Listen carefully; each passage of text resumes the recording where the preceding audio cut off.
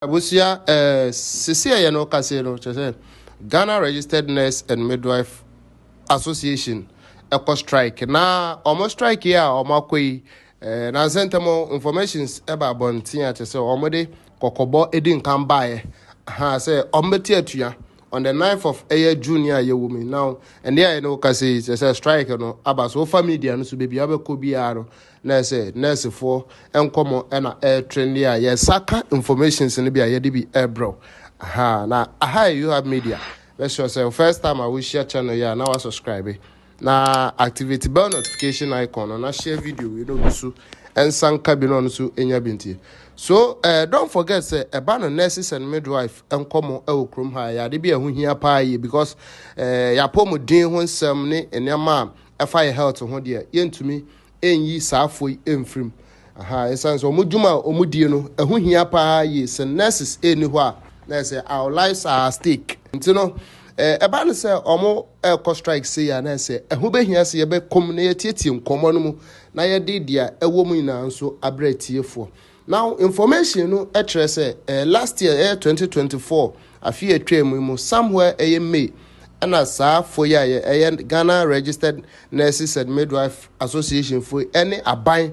the former president Nanado Danko Akufo-Addo ne na abai ekoshia concerning 102 bia just say omobo boss omususu say e say abai no etumi mom aha na omkokoshia mu no enkomodidie ekoso amache say everything was agreed. Yes, now I said the next month June, and I'll see you to me implement whatever they agreed on. Now, my main guy will say the president for Ghana Registered Nurses and Midwife Association, Mrs. Perpetual Fori, and Professor Sabre and Okasedi, Oshe Amanonia, Jumedi be Edina Kwekudiho. And down Ghana here, so nurses for so So, my stories, you know, are very, very serious, you know. Now, don't forget, nurses have every right to embark on a strike. As I said, the Labor Act 2003 at 651, IHSA, it is very relevant law governing labor relations in Ghana. No? The Act, and I say Article 159, HSA, nurses are entitled to strike. Because what can I say? Section 159 of the Labor Act is particularly relevant to the nurses' strike. This sanction outline the procedures to be followed before embarking on industrial actions. International say nurses for every right to say omobebe embarking on etiatia and as a strike. Now, my young ran communimu nurses for empenifoni be in semnemu enchiremu ankasa ba montene so a ehu be hia say Ghana for ina ebetibi. Ne ehu dia ekoso. Na de oye dey pray eco strike. Na emom abane ne ye nzi ne ye. One is nsem bia no mu ya nwin. Oye ye wo. Nso de ye kan na asam. Na woti. Asem ni nyanye de. Nya fe na nya aba no bo anobo abai bia bio. Conditions of service. I feel a bit 2 years bia. Ejumoku bia was the new conditions for abane ni. Obo boy do o ka memo we yi mo we yi. Odu baby a. Afa benu nya wojitum na wa akobenkum na wa sign the na motuma the maya mo the ma bi na nurses and midwives o Ghana yekohia no somewhere last year May good ye bibia wie ye sign conditions na see May 2024 okay it was signed and agreed on na the implementation over by the next month which was July in 2024 and na say be more nurse associations ya gakran bi so sorry dey nya baroko negotiations no ye invite one ma won so ambaka woni afemide ye nkote na ye nya aba no ko share ye ni ye nsawodo ntino was akọ what the injunction to implementation no do. Oh, another nurses group. I see.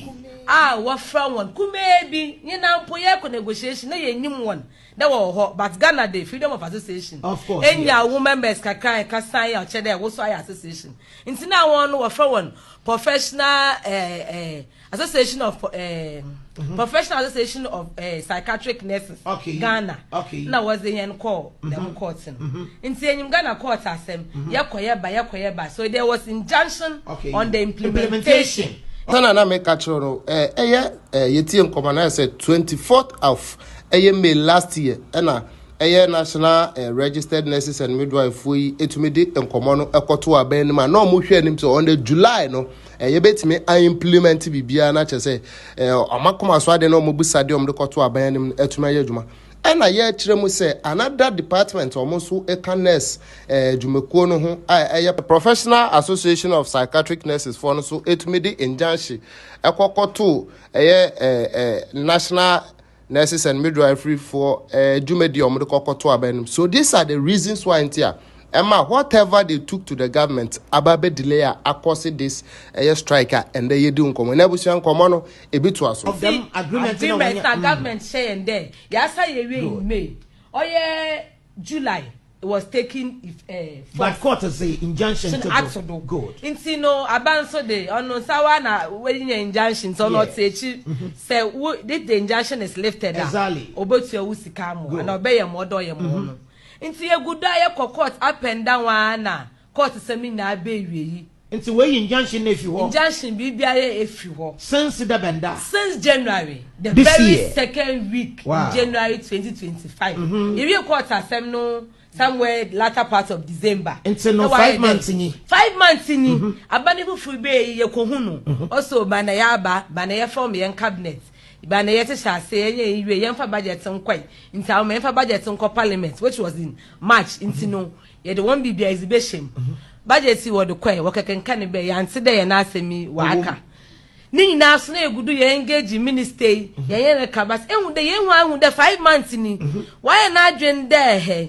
nyaza obetie hen aye de menye mo hon bi menka ho na was signing but aban is continuum aba mebo twi bia no order is so in about today previous governments no in explain in why negotiations was signed soon all the parties involved one now was signed yes on one day on kan ende o oye June July ye betua wone conditions are assign no ye ma wide why ye juma na say o chirema na say this back and forth injunction semni na ebawie early this year January ho na say na omo hwe anim say from January to by this time ayewo media the government will do something about whatever proposal the command the previous government now so akamia say omo hwe anim bibia emma amachesi ya ba read the budget yanti analysis for ne midwife for so this is the reason why intia omo strike we omo embark on now wabe obecheche and I say or the nsema betu mbontin so concerning some of the things omo de kokoto abanyanima omo hwe anim say ombeya momo it's in the demo condition for no one abana signing no specifically ibanaze no owum condition no mo wom no titi aba ye nurse for ye midwives ye hwe ho na wo yam the say bi he ye ra ye na no de ye hwe ye ho ye nurse ni ye midwife ni ye oko hospital na ne health insurance mposo wo bipo na wanni na ndu we bi odo na no ko penisika o de be hwe o ye yew today we who the company be about ye worker Ghanaian worker and so company won she bi otum hwe ne family ne spouse obeja yourself free it is covered in their condition of service aban oyemo na yes bi then ye na ye hwe ayarefo no yes ye yara hwe hen oyaze kroka yen condition. It's an allowance for your health. Yes, okay. You should take our health 100% and 50% for our spouse and 4 kids. Ono okahu ibio yes ye nnuane ye ya wo krom ye hu ya ba connect afefe ekoye nnu ebio ye djuma wo ekurasi tu kanye mponyi wo ka oba ho once in a week ontu mpombo krom wo twensu na wo koye djuma wo ko wo de aye sakon bienbienbia dem nko fi ye nya agba na akasa omo hon rural incentive just to motivate them. When they find themselves there, cry. They will be happy that. Abanajitum. If you have a uniform as some, your uniform allowance. That ban on mayen kakra. You don't want to uniform because we are supposed to wear uniforms. Into no so no pian even intervals. On fuel a uniform allowance and or your yearly and also yearly. I keep your also came or G2. Good. None so can you. Since you are gonna away, next in Libya, midwife biara. Professionally, you should have a valid license.